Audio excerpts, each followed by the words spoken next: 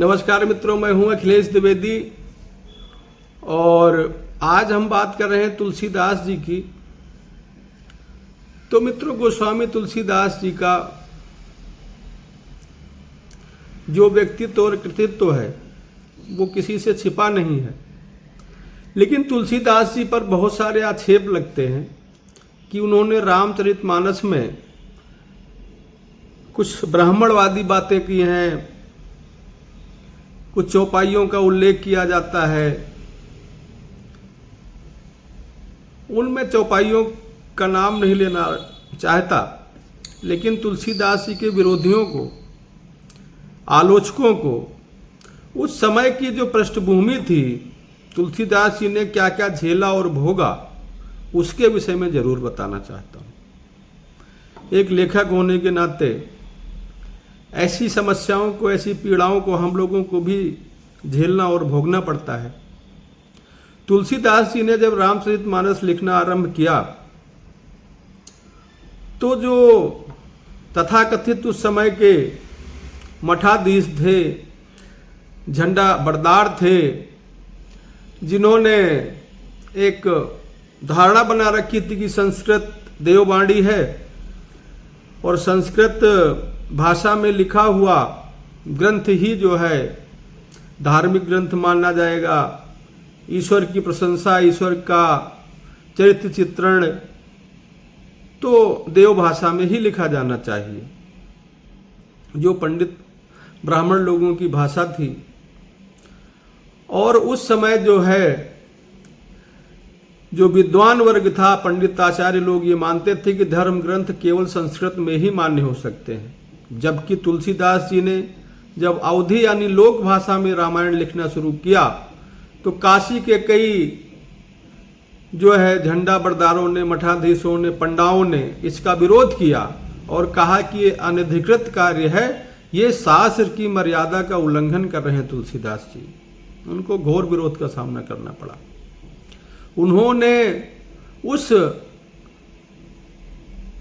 मठाधीशों को, उस समाज को ये दिक्कत थी कि तुलसीदास जी ने जो ये ग्रंथ लिखने का आरंभ किया है, इससे जो है नुकसान ये होगा कि जो कम पढ़े लिखे लोग हैं, अनपढ़ लोग हैं, जिन्हें वो जो है छोटी जात का भी कहते हैं, इसका प्रचार प्रसार उन लोगों के बीच में हो जाएगा, यह ग्रंथ उन लोगों के हाथ में लग जाएगा। तो शायद ऐसी ही धारणा रही होगी। तो उन्होंने जो है कई बार, ऐसा कहीं लिखा तो नहीं है लेकिन किंवदंतियां हैं, और किंवदंतियों में यह लिखा गया है कि कहा गया है कि कई बार बड़े लोगों ने उसको, ग्रंथ को आग के हवाले करने की कोशिश की, जलाने की कोशिश की, जैसे आजकल कुछ लोग मनुस्मृति को जलाते हैं, दहन करते हैं, आप टीवी समाचार पत्रों पर देखते भी हैं। तो उसी तरह से रामचरितमानस को भी जलाने का विरोध हुआ, और ये विरोध किसी दूसरे बौद्ध धर्म के लोगों ने, जैन धर्म के लोगों ने, जैन संप्रदाय के लोगों ने, या किसी जातीय समिति ने नहीं किया। ये विरोध जो है बड़े बड़े विद्वानों और पंडितों ने किया था। तो उस समय जो है ये कहा गया कि, और उस समय एक विरोधाभास और था, वो मैं बताना चाहता हूं। उस समय कबीर पंथ, नाथ पंथ और बहुत सारे संप्रदाय जो है सक्रिय थे।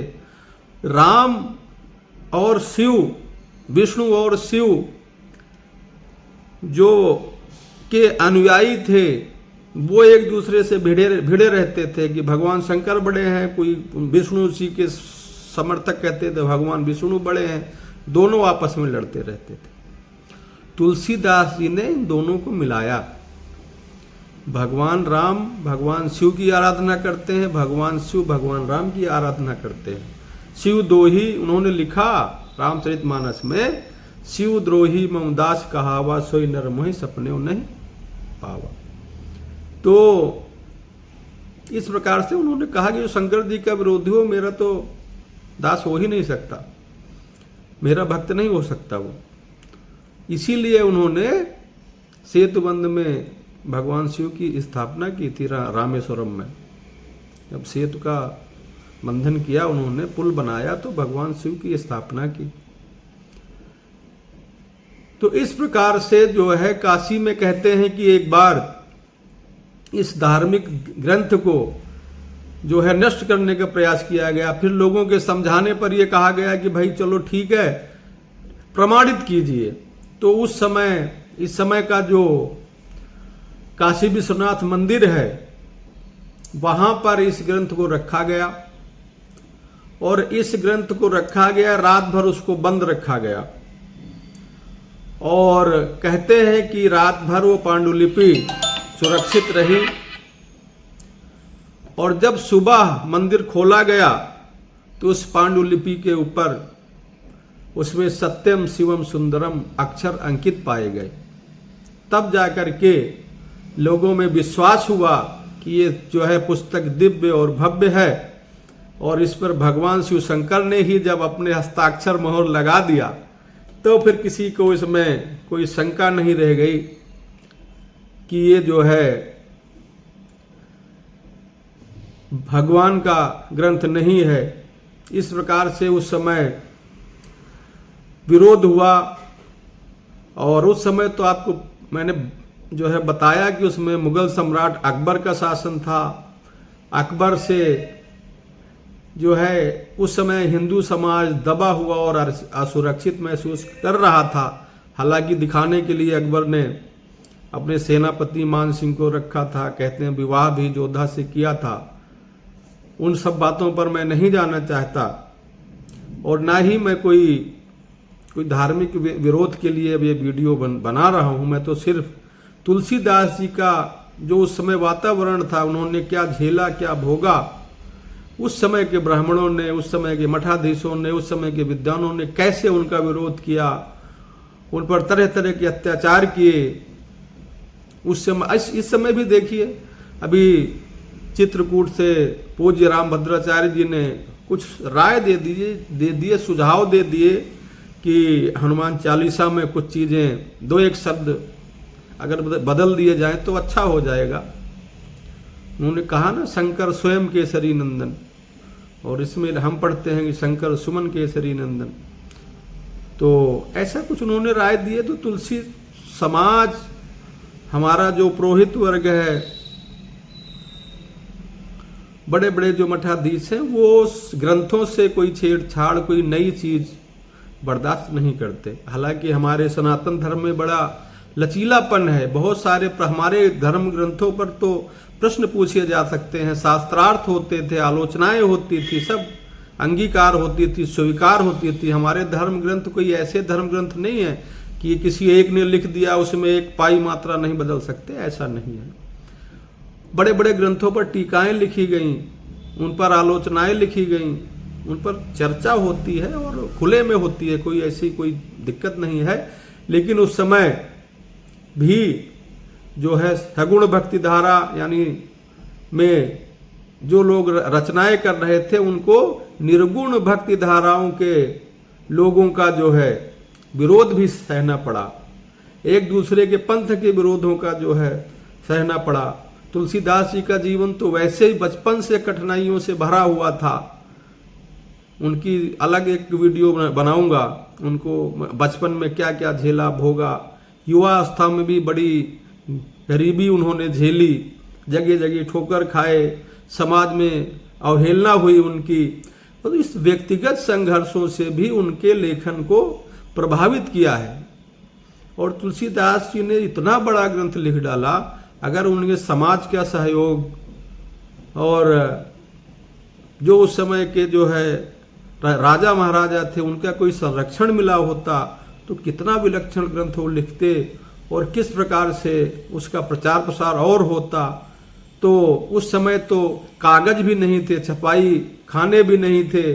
जो उन्होंने उस समय लिखा वो कैसे लिखा होगा आप देखिए कि जो है उस समय किस तरह से लिखा जाता था।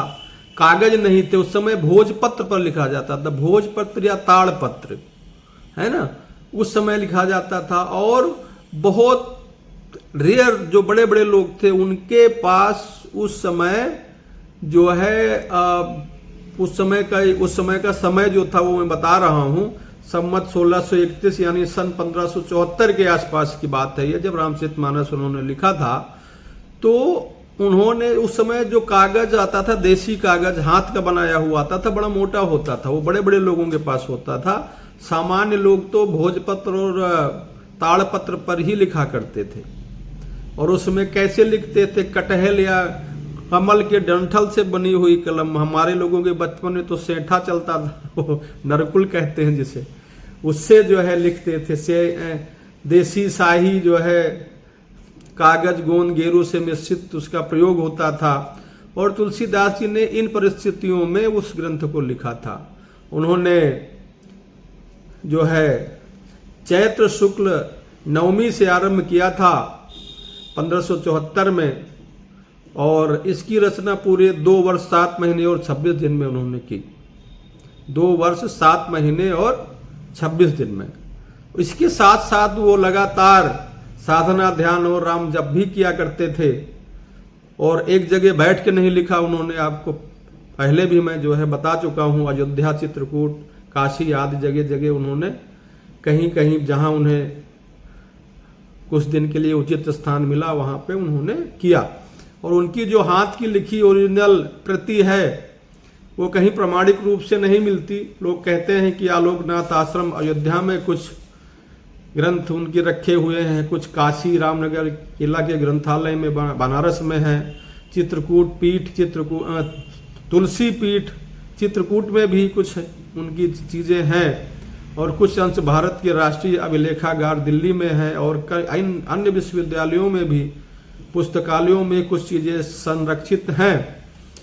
तो लेकिन उनकी खुद की हाथ की लिखी पांडुलिपि मुख्य रूप से कहाँ पर है, मुझे लग रहा है इतने दिनों तक वो संरक्षित नहीं हुई होगी। हाँ, उसे देख करके उनके शिष्यों ने, उनके भक्तों ने कुछ हाथ से जो पांडुलिपियाँ लिखी होंगी वो अवश्य सुरक्षित होंगी।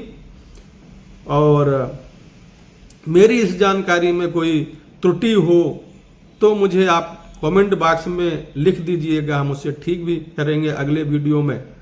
और आप लोगों ने इतनी महत्वपूर्ण बात ध्यान से सुनी, आपसे मेरा निवेदन है कि इस वीडियो का प्रचार प्रसार कीजिए। सनातन धर्म के प्रचार प्रसार में, हिंदुत्व के प्रचार प्रसार में आपका ये योगदान होगा।